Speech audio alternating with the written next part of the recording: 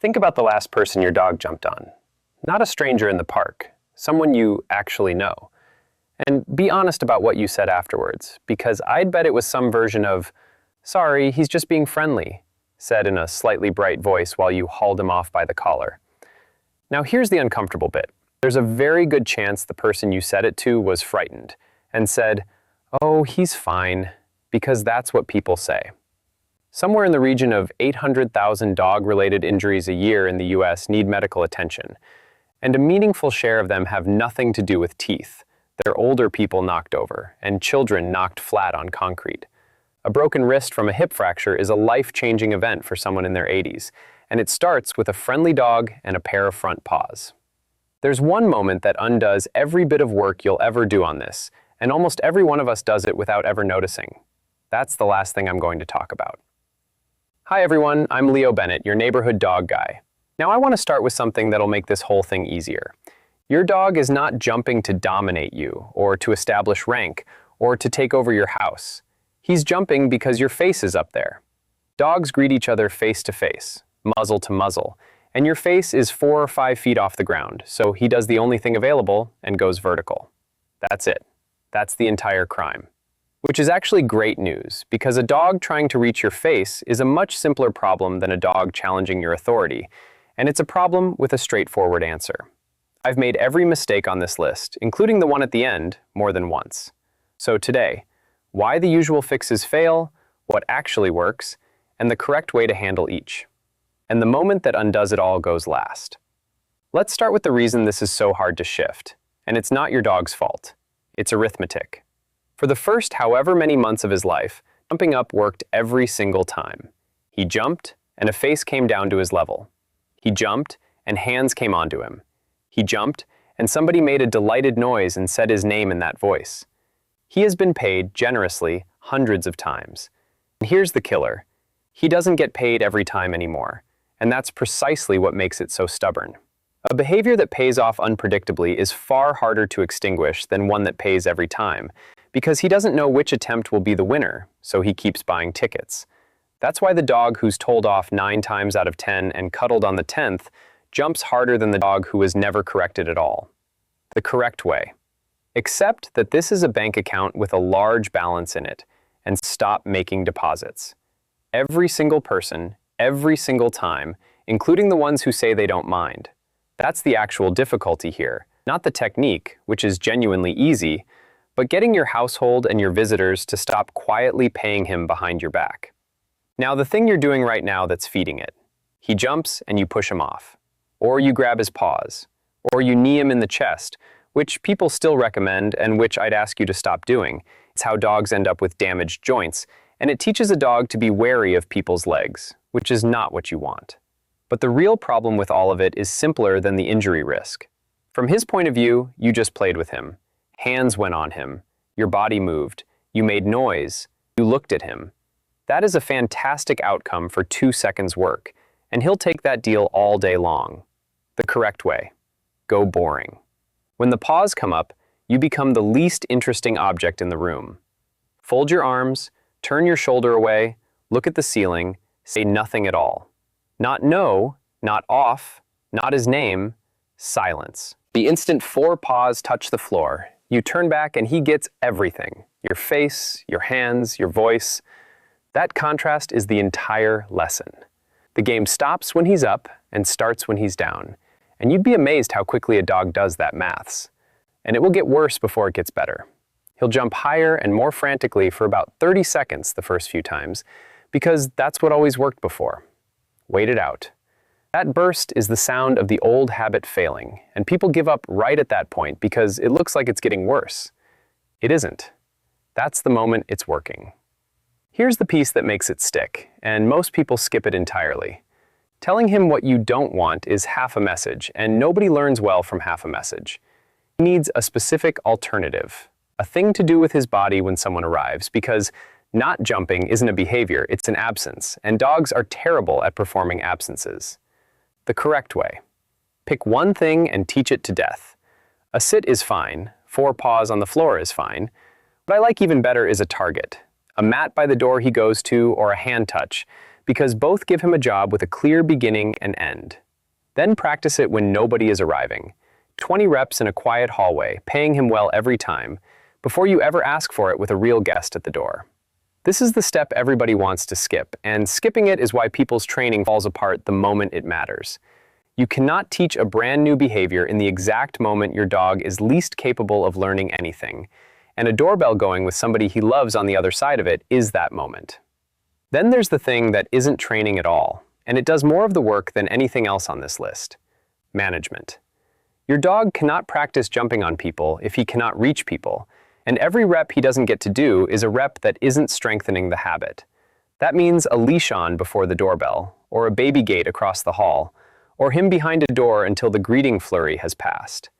And people resist this because it feels like cheating, like you're avoiding the problem instead of fixing it. You're not. You're stopping him rehearsing the wrong thing 40 times a week while you work on the right thing twice. The correct way. Leash on before you open the door every time for a few weeks. Let him greet from the end of it with all 4 paws down, then release. It's not forever. It's the scaffolding that lets the actual training hold. And the moment the training is reliable, you take it away and nobody ever knows it was there. Now, corrections, because you'll see this taught constantly and you deserve a straight answer rather than a comfortable one. There's a real disagreement here among experienced dog people. One camp says jumping causes harm to humans, so a physical correction is justified and it's kinder in the long run because it works fast. The other camp says you don't need one for this behavior and the risks aren't worth it. I sit closer to the second camp, and here's the honest reasoning rather than a slogan. The thing that makes corrections risky is that dogs learn by association, and you don't get to choose which association they form. If something unpleasant happens to your dog at the exact moment he's looking at a visitor, at a child, or at another dog, he may connect it to them rather than to his own paws. That's not a hypothetical. It's the most common way a jumpy, sociable dog becomes a wary one. Real-world example. A family had a big adolescent lab who jumped on everybody, and they were advised to correct him hard the moment his feet left the ground. It worked on the jumping. That stopped in about a fortnight. What they got instead was a dog who started barking at people approaching on the pavement. Nothing was wrong with the technique in the abstract. The problem was that every correction had been delivered while he was staring at a stranger, and he'd drawn the obvious conclusion. That took a lot longer to fix than the jumping ever would have. The correct way. Understand the mechanism, then decide for yourself. If you do use anything aversive, never deliver it while your dog is focused on a person, and never out of frustration. The timing and the emotion behind it matter more than the tool. And know that the boring plus alternative approach genuinely does work for this behavior. It's slower in week 1, and it can't backfire in that particular way. Now, the specific situation that catches out even people who've done everything right, and I guess it's happening in your house every day. Your dog is being brilliant, 4 on the floor, sitting nicely. So you crouch down to say hello properly, because he's earned it and you want to be close to him, and then you stand back up, and he comes with you, straight up your chest, and you're back to square one. That vertical movement is enormously exciting to a dog, and it's the single most reliable way to trigger a jump. Which matters most because it's exactly what small children do all day long. Down at his level, then up, then down, then up. The correct way. When you come down to his level, come back up slowly and deliberately, and reward him while you're rising rather than after you've arrived. Better still, toss a treat on the floor just before you stand, so his nose is down when your body goes up. 2 seconds of thought, and you've removed the trigger entirely. And teach that pattern to your kids, because they'll be doing it 100 times a day without knowing. Which brings me to the last one, and the reason I made you wait.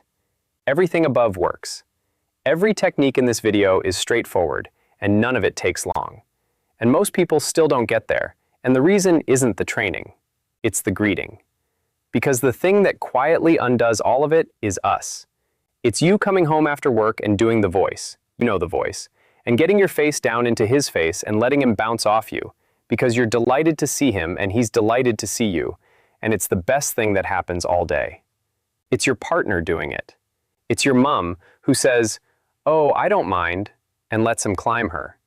And every single one of those is a deposit into the account you're trying to empty. Real-world example. I worked with a woman who'd done everything correctly for 6 weeks and got almost nowhere, and she was starting to think her dog was just wired for it. He wasn't. Her husband got home an hour after she did every day and let the dog jump all over him in the hallway, every night, without fail, because that was their moment. He wasn't undermining her. He genuinely didn't see it as training.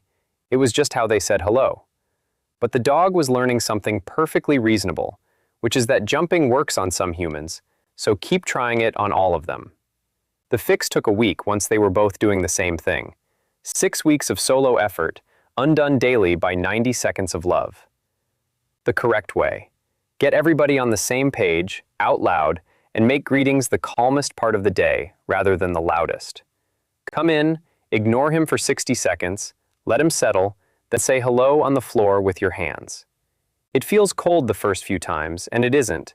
You're not withholding affection, you're just moving it to a moment where it teaches the right thing. And with visitors, get in first. Tell them at the door, don't greet him until he's sitting. Most people are happy to be told, they just don't know the rules of your house. So take this one thing from all of it. Your dog isn't being rude or dominant or badly behaved. He's trying to reach your face with the only equipment he's got, using a strategy that has worked on humans his entire life. Change what the strategy earns him. Nothing when he's up, everything when he's down. And be honest about who in your house is still paying out. And listen, if you're watching a video about jumping instead of just accepting it and warning people at the door, you're already doing the thing most owners never get around to. And the person you don't knock over next year will never know how close it was. So tell me in the comments who your dog jumps on. Only tall men. Everyone except you. Your mother, specifically, every single time. Breed and age, too. I read every one, and they decide what I make next. Now go and warn whoever gets home after you. Leo Bennett,